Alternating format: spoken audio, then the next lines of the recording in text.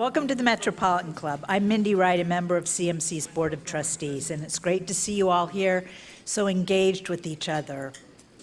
Today, CMC presents the Charles Y. and Francis N. Lazarus Legacy Forum, Columbus Aviation, Rich History, New Horizons, supported by the Dispatch Media Group and in partnership with Columbus Landmarks Foundation and Preserving Original Columbus Airport Terminal. Won't you please help me thank them all?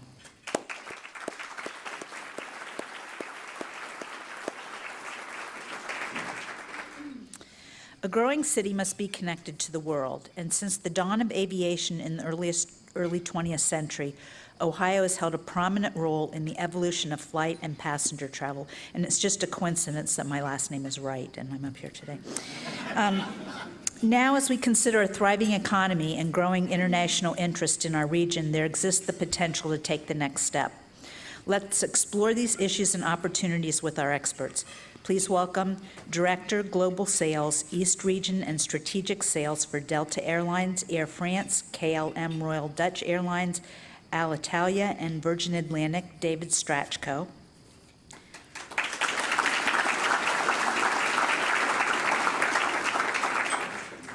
Vice President of Global Transportation and Logistics for Ascena Retail Group Incorporated, Debbie Ryan.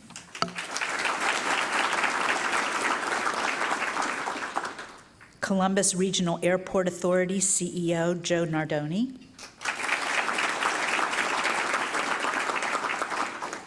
And our host today, journalist with the Columbus Dispatch, Marla Rose. Nancy Recchi, co-owner of the Benjamin D. Rickey and Company, will start us off with a brief history of Columbus Aviation and then turn things over to Marla for our program. Thank you very much. I'm delighted to be invited to give a 5-minute overview of the significance of Columbus in terms of national aviation history. So it's really hard for me to talk for only 5 minutes, but with Andy's help, we're going to go through the slides and we will definitely stay on the 5 minutes, I promise. There's a PowerPoint presentation here. You also can download it, so if you want to look down, that's fine. Starting with Port Columbus and why it's so significant. It was built from the ground up to be part of the first transcontinental air route in the nation. The airline was TAT, Transcontinental Air Transport, which was the precursor for TWA, which was one of the early legacy airlines. The initial idea of Port Columbus was really promoted by a number of civic leaders. They literally wanted to put Columbus on the map. They saw the future. They saw that airlines after World War I were going to be important, and they wanted to have passenger service. Among those were Don Casto Sr., Robert F. and Harry P. Wolff, who were publishers of the Dispatch, and others. They advocated that Columbus be a part of this important first route, which would shorten the time between New York City and Los Angeles from 4 days to 48 hours. Those of you who sometimes take flights that seem like they last a long time, think about that was a huge improvement to go transcontinental at the time. It was conceived originally as a rail and air route combined, necessitated by being able to fly during the day and have to travel by train overnight. Early supporters were General Motors, making the engines, Pennsylvania Railroad, because they were the ones that transported the passengers part of the way, and Charles Lindbergh, who added a lot of credibility to the idea in this venture. Other airlines forming at the time were looking at passenger service, but many of them were also looking basically as U.S. mail routes and cargo service, not really believing that there would be a huge market for passenger airlines anytime soon. The Port Columbus terminal was designed by Allied Architects, Inc. It was a group of actually the city's major architects that came together rather than competing for civic jobs. They came together, they created this Allied Architects. They designed both the hangar and the terminal. They also designed Columbus City Hall, so it gives you an idea of that time frame. This was in the 1920s. This was civic architecture, civic improvements for the city. The inaugural flight was on July 8, 1929. Among the dignitaries present for that first flight were Henry Ford, Charles Lindbergh, and Amelia Earhart. And what was so significant about it, Columbus was where passengers actually got on the airplane for the first time. They traveled overnight from Penn Station in New York City on a special train called the Airway Limited. You can go one more to the Airway Limited. An American Heritage article about the route described Port Columbus as a specially built air rail facility outside Columbus, Ohio, the only one of its kind in the world. TAT planes were named after the cities along the route, including the city of Columbus, which was flown by Charles Lindbergh. The detailed flight schedule, the detailed flight schedule, I love the way it described this whole experience. By the Airway Limited to Columbus, from Columbus soar like the eagle. And it gave very detailed information about where you stopped along the way. And there were no nonstop flights. These were very short hops. They had to refuel. These were small planes. And they visited a number of cities along the way. Just a little bit of trivia. People sometimes ask why we have our airport CMH. CMH stands for Columbus Municipal Hangar, so now you all know. It all dates back to that historic hangar that's sitting there on the airport property. Another first took place. This terminal actually served as the main terminal for Port Columbus until 1958, and there was a lot of expansion of air traffic in the city at the time, and that's when it became excess property. Still standing today, looking very much like it did, at least on the exterior at the time it was completed. Another first for Port Columbus took place in 1946 when the late Alex Boudreau became the first African-American air traffic controller in the nation. My husband and son and I had the opportunity to have lunch with Mr. Boudreau about 20 years ago, and he told a truly remarkable story. You've heard of the Tuskegee Airmen. I know all of you have, and we have another important part of our history at Rickenbacker, which was Lockbourne at the time, that I'm not talking about today. But Alex Boudreau was born and raised in far southern Louisiana. He told us he didn't speak English until he got to school. He spoke a southern Louisiana dialect. He dreamed of becoming a pilot. Tuskegee opened the pilot training during World War II. He took a test to be admitted, and he flunked the test. He wasn't dispirited, he was determined. He knew what he didn't know. He learned what he didn't know. He went home, decided he would get books, teach himself. He could not go to his public library because he was African American. He convinced a white friend to check out all the books he needed. He studied, he entered Tuskegee, and he became a pilot at age 21. When he moved into air traffic control following the war, he served his entire career at Port Columbus as the first African-American air traffic controller in the country. He retired in 1977 and received the Congressional Medal of Honor in 2007. Another first occurred in 1964. Some of you may remember this, when Jerry Mock, who was known as a Bexley housewife, made aviation history when she became the first woman to fly solo around the world.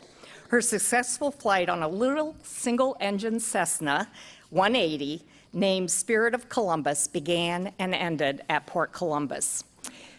She flew 22,860 miles, with 29 stops in under 30 days, and documented her experiences in her book, 38 Charlie, referencing the call numbers for her plane. The Works Museum in Newark, Ohio, if you haven't been there, they have a wonderful exhibit about Jerry Mock and her accomplishments. And finally, Port Columbus was the home of the first private jet aircraft management and charter business in the world in 1964. Known at the time as Executive Jet Airways, it's known all over the world today as NetJets. It had an interesting history with Generals Curtis LeMay and Paul Tibbets Jr., who was the pilot of the Enola Gay, and entertainers Jimmy Stewart and Arthur Godfrey as founding members. I never knew Jimmy Stewart and Arthur Godfrey were actually pilots, and they were actually part of their executive jet was to target people in the entertainment industry. The company was the very first to use new 6-passenger Learjet aircraft. There was a bit of a scandal, however, when CEO Brigadier General Dick Lassiter was indicted for diverting millions of Penn Central Railroad funds, at the time Penn Central owned the airline, into the business. It never went anywhere because he passed away before it ever went to trial, but it is an interesting part of our history. And I'm going to end very briefly with just a little bit of trivia before we get on to the present. I know most of the people in this room travel a lot, and over the years, one of the parts of a flight attendant's uniform has tended to be a scarf. In TWA in 1974 created new uniforms. It was a very big deal, and when they unveiled the scarf, which I happen to have, my husband bought it for me a couple of years ago. They were celebrating the history of the airline, and what's truly remarkable about this, and you might be able to see it there, there is in the very bottom corner is the Aero Saarinen designed iconic structure at TWA at JFK Airport. One of the most beautiful buildings in the world is that tiny bottom right. Next to it was a Lockheed L-1011, which was the flagship plane for TWA in 1974. In the middle is a great big plane that says the Lindbergh Line, TWA, a historic plane, and that entire top part of that beautiful scarf is none other than Port Columbus Airport. Now, what's interesting about this, I saw this online, what's interesting about it, go look it up for yourselves. People who are selling these can describe 3 of the things. Nobody has any idea what that top part is.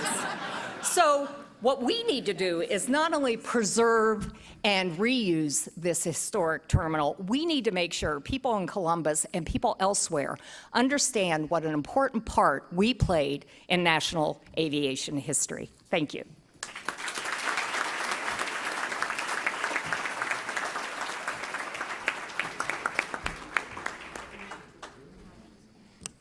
Hi, I'm Marla Rose from the Dispatch. And, well, we have a quite interesting range of people here. Joe Nardoni just took over as the director of the Airport Authority relatively recently. How long have you been here now? 6 months? We're 16. Oh, not even? So okay. 4, yeah. Okay, wow. But it's kind of busy. And you came from Detroit, and we talked a bit about coming from a much larger airport, much larger in terms of the number of flights, number of passengers. I'm wondering if you could maybe give your elevator speech that, you know, if someone asked you about the opportunity you see here in Columbus for the airports and what brought you here. Thank you, Marla. I appreciate that. First of all, thank you all for allowing me to be here and speak with you this afternoon. I want to start by recognizing some of the most important reason I'm here. I have 3 board members here who I visited with, and can you guys wave? Bill, Kathy, Paul?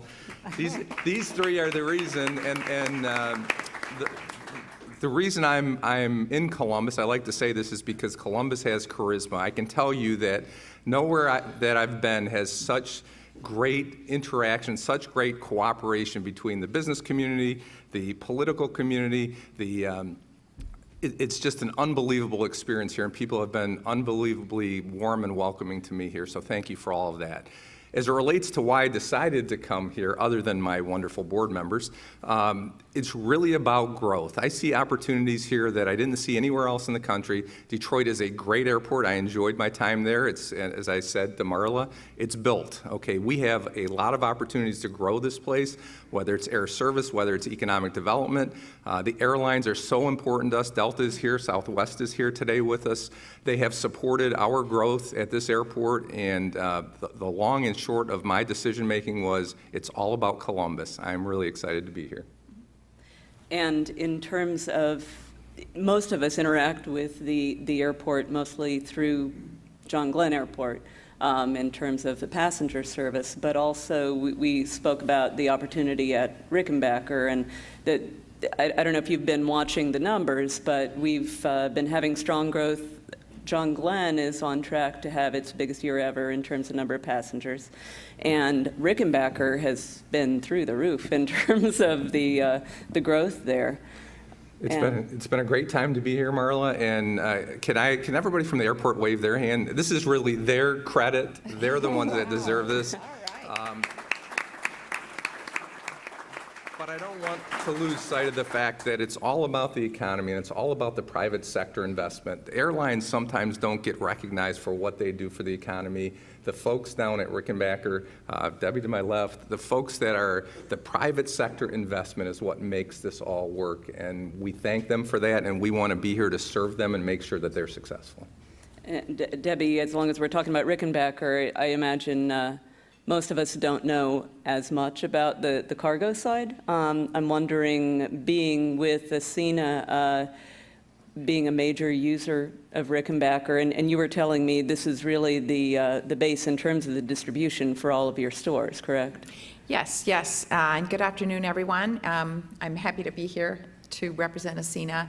Ascena Retail is a $6.5 billion specialty retailer with many names that you will all recognize, such as Ann Taylor, Loft, the Justice brand, Lane Bryant, Dress Barn, and others. We operate 4,800 stores nationwide.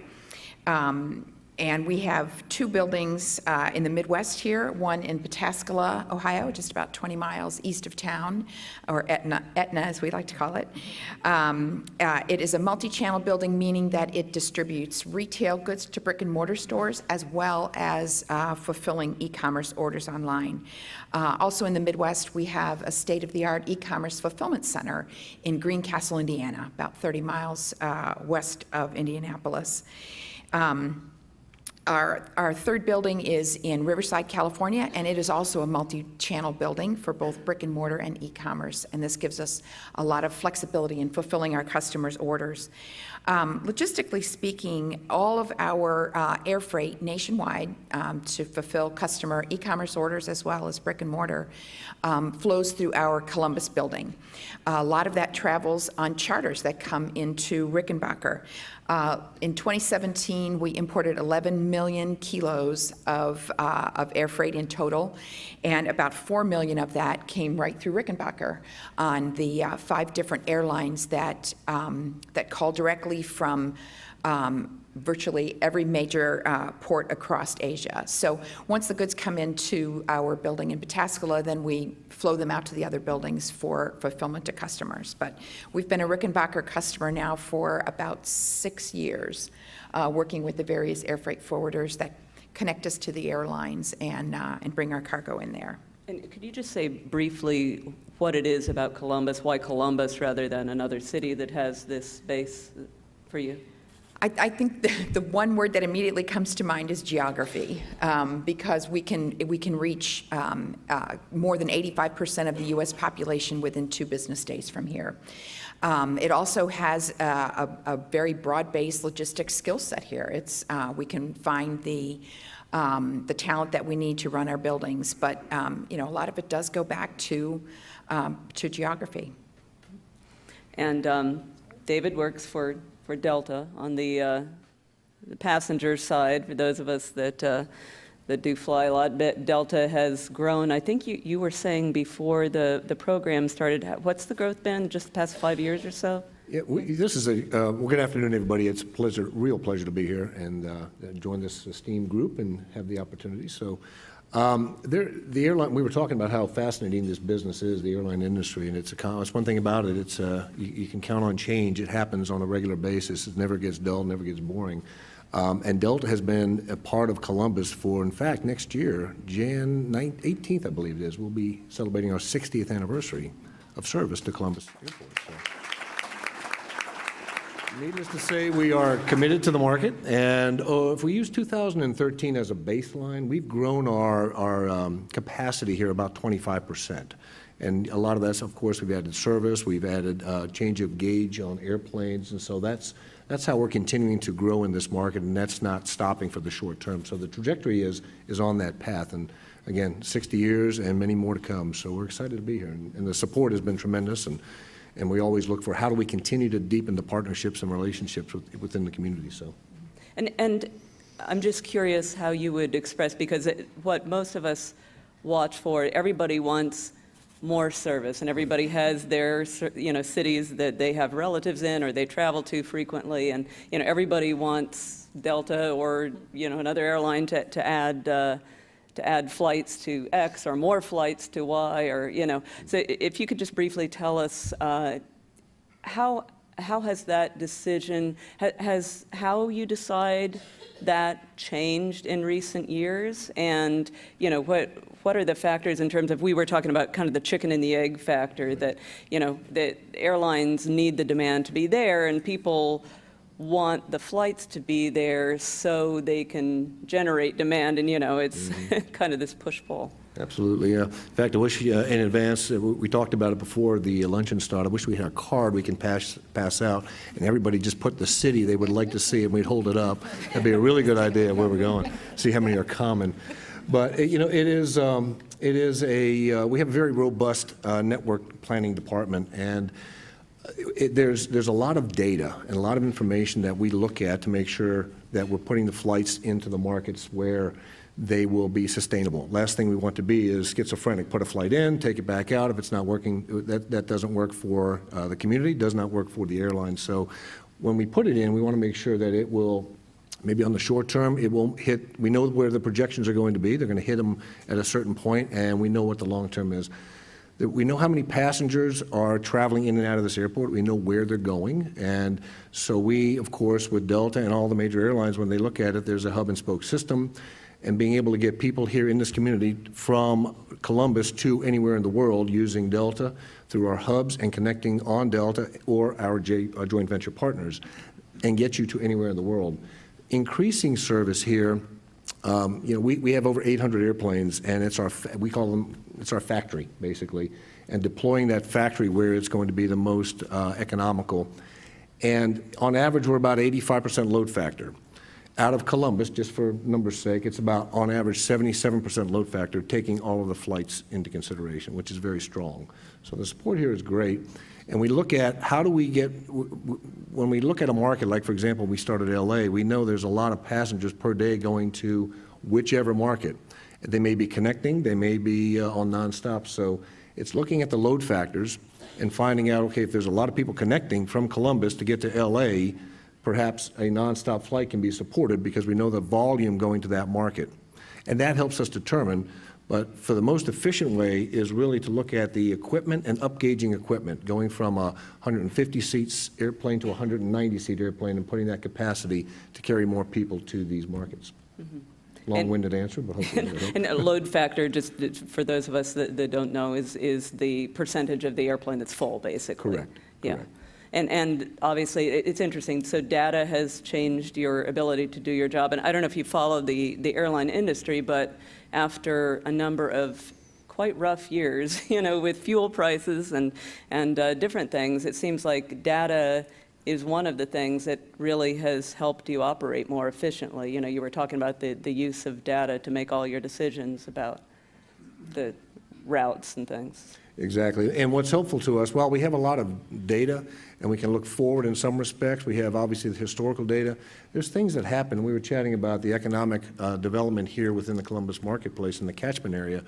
When there's, and we, of course, watch it and find out if there's companies that are earmarking Columbus, if it's in the final list for moving a headquarters, That is something that we are keenly focusing on because that would spark a lot of new growth and depending upon those markets. So that plays into it. And of course, any companies that are in the marketplace that are expanding and growing, same thing. We know that helps us. We take it back and work very closely with our network group and let them know that there's going to be a spike in this particular market because there's a factory opening up and it's going to drive a lot on a continuous basis, or if it's a short term. So we can adjust. We have the ability to swing up and swing down with some of these opportunities as they come about. So. And Joe, from the airport, and you and your team frequently make calls on the airlines armed with your own data about what your needs are, what the demand is here, and try to align that with the airlines. And We do, Marla, and Delta we've spent a lot of time with Delta. We have a team, and they're here, David Whitaker, Todd, and Betsy. You guys can wave again. I keep recognizing people, and also Jordan Miller is here from our board, too. That's all that they do, really. It's hard work. David's been around the world. I've been around the world in the few months that I've been here. David spent 3 weeks outside of the country. That's all they do. They work day and night with the airlines to make sure that Columbus is undeniable. That's really what their mission is. And honestly, we work with Columbus 2020 and the partnership, and there's been great support from that organization as we chase new flights. And I can tell you that every flight that's out there, every destination, that everybody in this room, there's a destination that you all want. We are focusing on a few. We're focusing on Europe and we're focusing on the West Coast. But I can tell you that our folks, our team, my coworkers work on this every single day to bring new flights to this airport.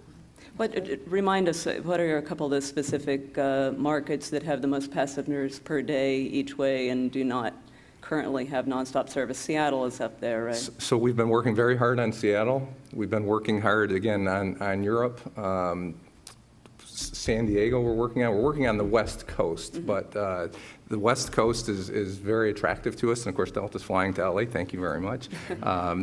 Southwest is flying to Oakland. We are working on the West Coast. We want to make sure that we get travelers to the West Coast, but I can tell you that nothing is off the table. Our team works on all destinations all the time. And West Coast not only for the direct traffic, but people use that then to go on to Asia and other places, correct? I'm looking at David, but Seattle and San Francisco are two really big key locations for us. But yes, it's all about, as I heard from my friend from Delta, it's all about the spoke and the hubs and getting people to different places. And on the, going back for a minute to the cargo side, Debbie, could you give us a quick idea? I think the other piece of the cargo business that is interesting that many of us might not be aware of is the radiating impact. So you're creating jobs here, obviously, for people that are dealing with the logistics and working in the warehouse. But why is developing this cargo business and the traffic at Rickenbacker good for the region? How does it have an impact beyond your immediate business? I would say that it helps us move cargo around our network to help people in other places, other distribution centers and things like that. I think from talking to my air freight partners, they are looking at some of the more congested hubs around the country, like O'Hare, like JFK, and then looking at how easy it is to get in and out of Rickenbacker. And they're looking at, doing break bulk for cargo here. If you've got cargo going to Pittsburgh or Cincinnati, bypass O'Hare, come into Rickenbacker, and then move your cargo out from there. So it provides those types of jobs as well, and moves freight much faster. Well, and that's an interesting point, that having companies here that are heavy users of the airport and attracting flights, then other companies see if there's capacity there or a growth opportunity, then it helps attract other companies in that space, too. Yes, and the David's team have been great at attracting outbound cargo, because we can't have all inbound cargo coming in here and those planes empty leaving from here. So, all of the industry, manufacturing, horses, you name it, they have been developing the outbound lanes just as just as heavily as the inbound. So I think it really makes for a great, fully used facility. Looking out to the next few years, what would you say are there changes coming that are going to maybe impact the way that airlines compete for service, or the amount or type of service that a non-hub airport like Columbus gets? David, Joe, maybe that's something you could take turns at. So it's a great question. Air travel is continuing, honestly, we had this conversation this morning. Air travel is continuing to grow. We need to continue getting the aircraft to the right location. So it's all about flying and moving people around. So we're very interested in a European destination because we want to get the traffic out through the other portions of Europe and Africa and Asia and the Middle East. But air traffic in the short term really is a growth industry, and it's about us being competitive. And as David said, we need to make sure, we talk about this all the time. We talk about securing flights, but flights need to be supported. And what we've talked about is the continual support of this community for flights. I talked a little bit about Columbus 2020. We've been trying to work with Ohio University. We've worked with Ohio State University. We've worked with, the Ohio State University. I apologize, I'm a Spartan. I'm taking some time getting used to that. But thank you, the Ohio State University, for what you do for this community. But it really is about, for us, it's about growth. It's about moving passengers. It's about making sure we can support the flights that when our folks go to Delta or Southwest or any of the airlines and convince them to fly and work with them and provide the incremental support through the economic development growth, how we can support those flights. And what we want to see is we want to break through to Europe. We talked a little bit about Pittsburgh is upgauging their flight to Europe soon. We want to make sure that we get in the door, that we continue upgauging, get additional flights. And when Columbus can prove, and I can guarantee you that Columbus can prove that we can support an international flight, there's no end to what we're going to accomplish here. That's interesting. I'll take off on that in a minute, but I should just mention in just a few minutes we'll take questions too. So if people want to think about getting to the microphone over here, if you do have a question for one of our panelists. And David, when Joe mentioned that it's very competitive to get flights, you spoke about the fact that all of your decisions now are based on data. A lot of cities we see putting up revenue guarantees or other forms of economic incentives for new flights. How important is that? What I've heard previously is that it's not going to make you put in a flight if you wouldn't have otherwise, but how important is that sort of thing in the mix? Let me address it from the international piece, because that is, there's different markets out there, many different markets that would love to have international, as Joe indicated, is very important. It's a key piece to have. In Delta, as we have a hub operation. Just all of our international, for the most part, is out of the hub. Mm-hmm. Then we started going out and looking at opportunities where communities have come to us and they said, listen, we want it. Pittsburgh is the example that I'll use. And we knew that we could not launch it and have it profitable. It goes back to my earlier comment that it's a very expensive piece of equipment. We need to deploy it where we can get the revenues and sustain it going forward. So there was the revenue guarantees, to a point where we knew we couldn't, it's going to take a while to build up a flight, and we knew it would be too much of a loss to build it up, and so they came back and they gave the revenue guarantees. So the good news is, and it came out, it played out, we got to a point where it was able to sustain itself, and now it's seasonal operation, so that works. So on the international, because it takes a lot of equipment and the length of haul and the economics with that airplane is extremely expensive. That's why it's typically dedicated to a hub, so we can feed it from all over into a hub. So for it to be a local originating flight, there's a lot of people that have to go on that flight day in and day out, or whatever the market number of days. So we've had a lot of discussion, and they're moving in the right direction, so we're really excited about that with something that could potentially happen out of Columbus going forward, and it's with Joe and the support of the community that we can look at sometime in the not too far future, but there's still other things to address on that front. And We're so working on tomorrow, sorry. Tomorrow? Can we load that flight tomorrow? Load it tomorrow. If we can get it full every day, I think we can make it happen, but that would be good. With all respect to Delta, Delta would have to invest something like $45 million. The number is between $45 and $50 million to operate a flight annually to Europe. So it's a very expensive proposition. There's a lot of risk to the airlines. Delta has been very supportive, as some of the other airlines have been, about trying to make Columbus work. So we do appreciate your commitment to trying to make Columbus work. And again, I'm going to speak for the group out here. I guarantee you that if we get that flight, we're going to support it. I'm excited. I will share one piece of news because everybody wants to know what is going to happen, what's growing, how is Delta or airlines in general growing out of Columbus. And we have right now, looks like for 2019, we have plans to launch Salt Lake City service out of here. So all goes well. That's on the radar screen. We're excited about that. So That's great. So I have a short statement I'm supposed to read to people about the questions. It's CMC's tradition to take audience questions. Please state your name and ask your question. In fairness to all, we'd like to get to as many questions as possible, so please avoid editorial comments. Let's get started, please. My name is Hugo Trooks. I'm a charter member. This question and comment is for David. We're aware of how state of Georgia is punishing you for your NRA decision, and we'd like to invite you to move your headquarters out of Delta and come up here to Columbus. And my question is, what are you doing about that incident? Well, thank you for the offer. We appreciate it.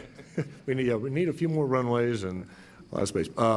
I'm sorry, I missed the last part of your question as far as what What is Delta doing about the whole Georgia political situation? we are, Delta, as we looked at this, and of course it did hit the news, and Delta is, it's a stance we're looking at. We cannot be bought, basically. That's our position on the matter with the, and what happened with it. Sure, it did impact us on the fuel taxes, but that is not going to buy and change our decision. We support the Second Amendment. That's not the case. So it is Delta's position, and we're just looking at if there's businesses out there, different types of areas that are questionable, then Delta has the right to look at it and say, we just prefer not to do business with that entity. Thank you. Please, go ahead. My name is Lee Martin. As a general aviation pilot, I appreciate flying in and out of Bolton, and I would like to ask Mr. Nardoni what the plans are for that facility in the future. So great question. We are looking very closely at Bolton. Bolton is, of course, has some FAA grant money involved in it, and we are working with some different options on Bolton, but Bolton will remain open if that's the question. Go ahead.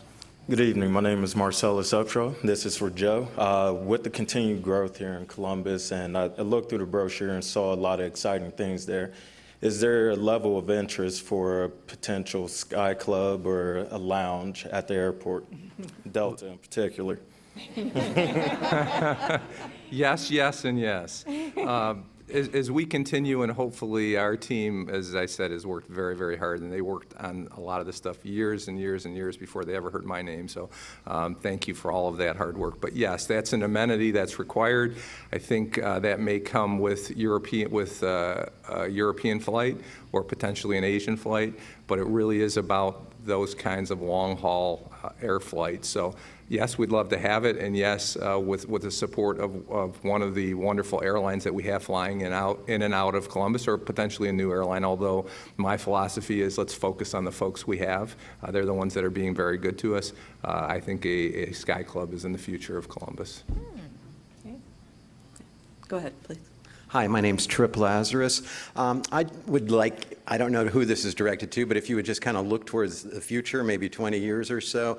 I know the airport has been recently renovated, and there was talk of that lasting until, 2030 or something, and then it will be due for something else. And I just want to, get all of your consideration of what you think the freight and passenger airport situation looks like 20 years from now. Personally, I think there's no end in sight from my point of view to the growth of air cargo. It's primarily driven by e-commerce business.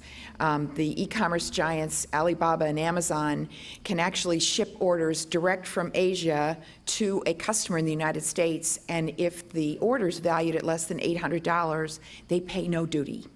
Lots of companies are tagging on to this idea and shipping into the United States from Vancouver, from Toronto, from the UK. So I think that's driving a lot of capacity demand in the in air freight, and we're not keeping up with demand. Another problem that's going to be with us for a while is truck driver shortages and lack of capacity in over-the-road trucking. Until the driverless trucks get here, we're going to continue to have a problem. And because Columbus is so close to so many key distribution hubs, people are going to want to use this area to shield themselves from the risks of trucking, right? If I come into Chicago or Atlanta or JFK, I've got to depend on a truck to get the goods to my DC. So here, within the state, you can be 18 and drive a truck. There's lots of ways to get cargo 20 miles down the road from Rickenbacker. So I think those two things are going to continue to drive the demand for air cargo in central Ohio. Anything on passenger capacity? I can answer that question, Yeah, Marla. go ahead. So I think that we have the infrastructure, certainly at Rickenbacker, to accept a whole lot more flights. So Rickenbacker is a great growth opportunity, and traveling to Asia with Mr. Whitaker, we got a lot of attention about Rickenbacker. That is a super growth area. So as it relates to John Glenn International, we are limited by the terminal. As everyone knows, there are plans for a new terminal, but I can tell you that we are looking very closely on what that will look like. Growth is forecast. So growth is forecast in the airline industry, and growth certainly here, as you can see by the support by the new industry, by the population growth.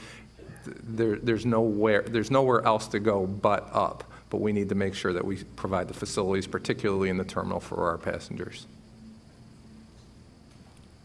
My name's Kip Kelsey, and this question is directed to you, Mr. Nardoni. Joe, please. There's plans for a new terminal building at Port Columbus. My question most specifically is, when do you expect that to take place, and where in relation to lane aviation?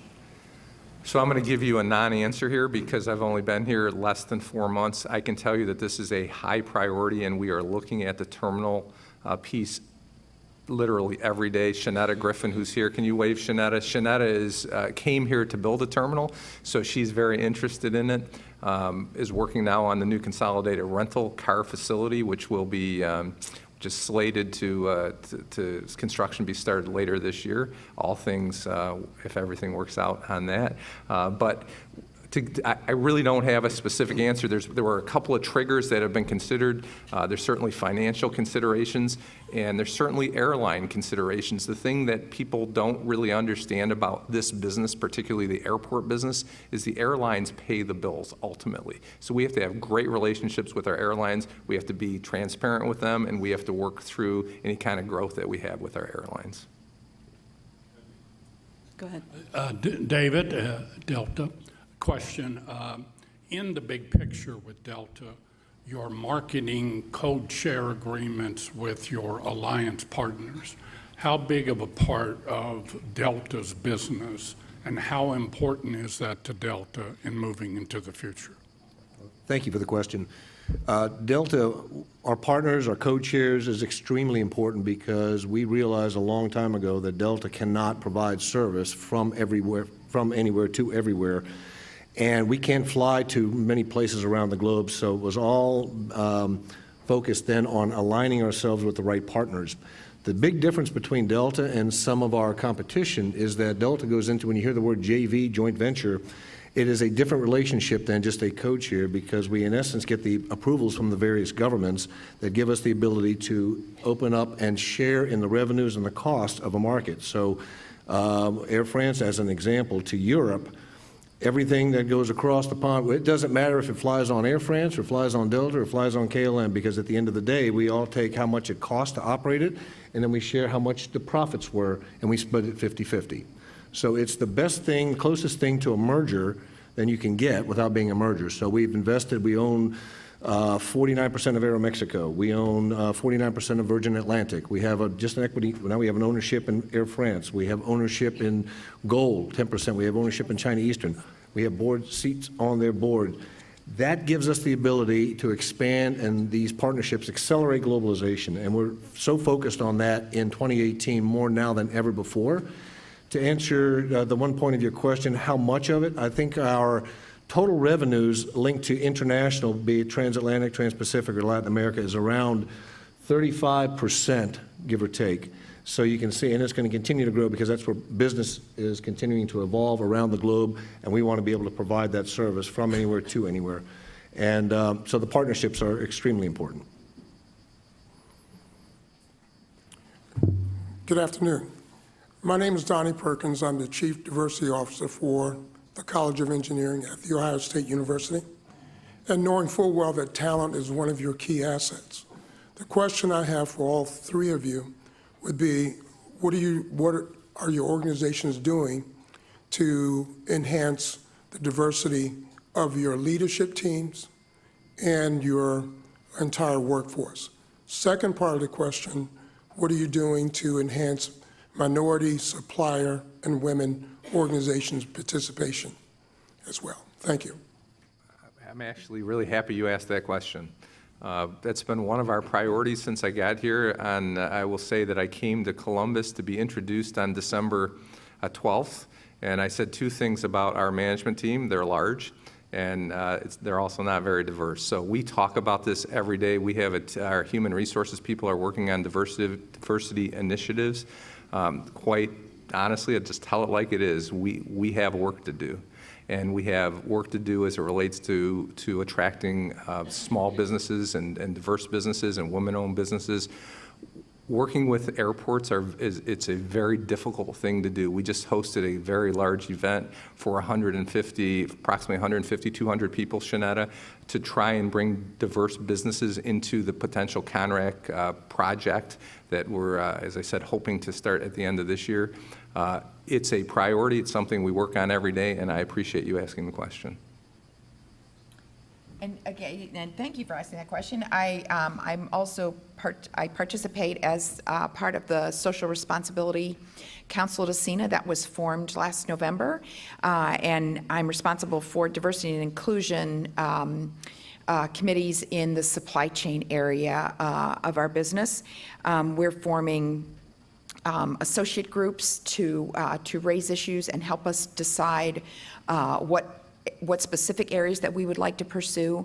One of them will definitely be pursuing diverse suppliers, especially in the trucking, transportation, and distribution area of the business. But frankly, we are just getting started with some of these initiatives, and I think there'll be very good things to come this year.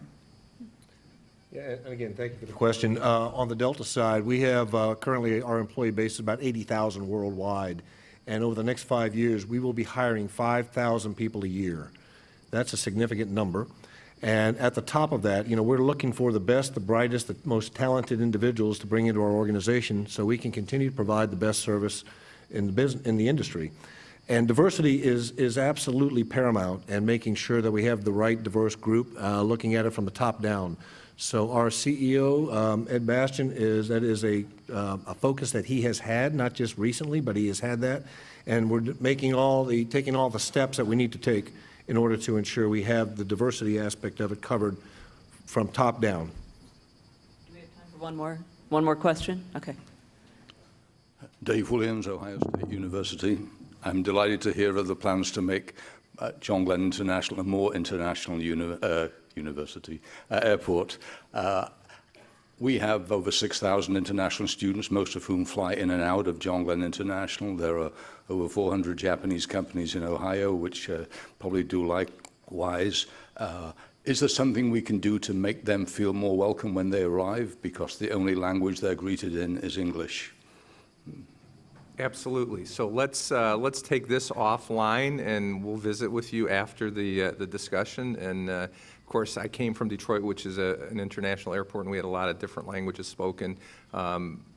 I would guess, without being able to say this because I'm relatively new, that we have done some work on those issues. David, somebody from our group, let's talk after this, and would be really interested in talking to you about that. But I do also want to say that the university has also been supportive in this quest to get an international flight, so thank you for that.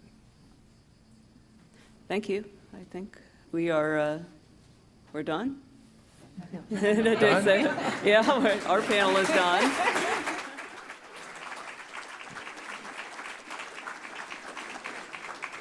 We're done, except I have a few things left to say. I hope you found today's forum informative. I certainly did. I want to personally thank David for the news about Salt Lake. We encourage you to continue the conversation with coffee and cookies. Please help me thank our supporters and partners, the Dispatch Media Group, Columbus Landmark Foundation, and Preserving Original Columbus Airport Terminal.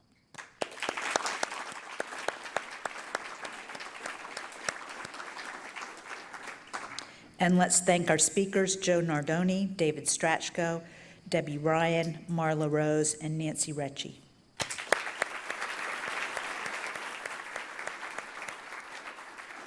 And thanks to all of you for being here. We look forward to seeing you next week.